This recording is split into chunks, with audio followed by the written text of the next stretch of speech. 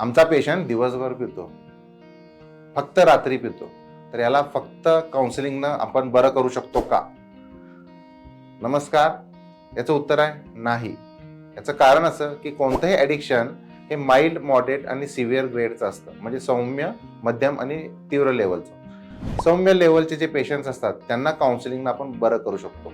पण या पेशंटमध्ये काही वेळा नातेवाईक तुझी शपथ, आईची शपथ, मुलांची शपथ किंवा पंढरपूरची माळ घातली किंवा इतर काही गोष्टी त्या कंडिशन घालतात. पत्नी माहेरी जाते किंवा तो नवरा येणार म्हणून ती बाहेरून लॉक करते. असे काही इमोशनल ब्लॅकमेल करून पेशंटला बरं करायचा प्रयत्न करतात.